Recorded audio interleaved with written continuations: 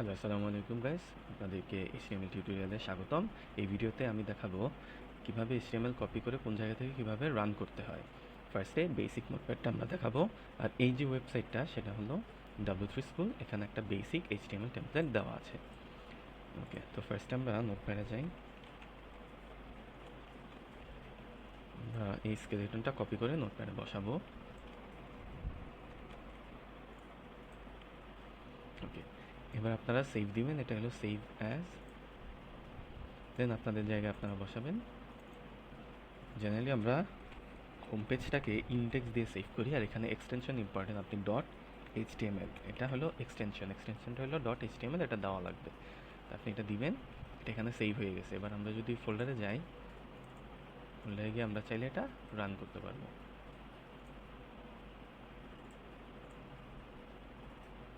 এই যে সুন্দরভাবে এখানে রান হলো। এই ইমেজটা লোড না হওয়ার কারণ হলো তারা লিঙ্কটা ঠিকভাবে দেয়নি, সেটা আমরা পরে ইনশাল্লাহ শিখব।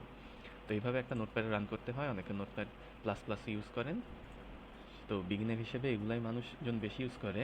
বাট অনেকে আবার এই সাবলাইম টেক্সট ইউজ করে। আমরা ইউজ করবো VS কোড, সেটা হলো মাইক্রোসফটের বানানো একটা আইডিই, কারণ এটা অনেক স্ট্রং অ্যান্ড এখানে অনেক কিছু করা যায়। তো আপনারা VS কোডটা ইনস্টল করে নেবেন। এখানে আমরা একটা ফোল্ডার খুলবো, যে ফোল্ডারে আপনি আসলে ফাইলগুলো রাখতে চান, মানে এটা হবে আপনার প্রজেক্ট ফোল্ডার। তো আপনি এখান থেকেও খুলতে পারেন। আবার আপনি চাইলে যে ফোল্ডারটা আপনি চাচ্ছেন সে ফোল্ডারে গিয়ে ওপেন উইথ কোডও দিতে পারেন, তাহলে ফোল্ডারটা অটো ওপেন হয়ে যাবে। দিবেন ইয়েস প্লাস দিস অথর, এরপরে এখানে থাকবে। তো এইটা করার রিজনটা কি? এটা করার রিজন হলো এখানে এক্সটেনশন আছে অনেক, যেটা আপনার কোডগুলোকে সুন্দর করবে আর রিফ্যাক্টর করবে। আর সবচেয়ে বড় একটা জিনিস হলো লাইভ সার্ভার, সেটা আসলে আপনি রিয়েল টাইমে আপনার HTML এর চেঞ্জটা আপনি দেখতে পারবেন যে কীভাবে আসে। তো আমরা এটা ইনস্টল করে নিব। তো ইনস্টল হতে কিছু সময় লাগবে।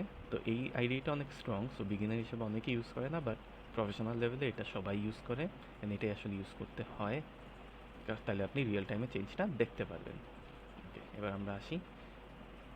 সো আমরা এটা যদি রান করতে চাই, এই যে ওপেন উইথ লাইভ সার্ভার এটা দিব, তাহলে আমাদেরটা আসলে ডাইরেক্ট আসবে।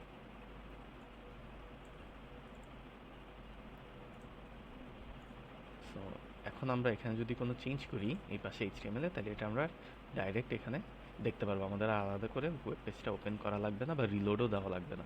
দেখেন আমি যে এখানে লেখা আছে দিস ইজ এ হেডিং, আমি যদি হেডিং এখানে কোনো একটা নাম্বার দিয়ে নিই 1 2 3, আমি যা সেভ করবো Ctrl+S, তাহলে এই চেঞ্জটা আমি ডাইরেক্ট দেখতে পারবো।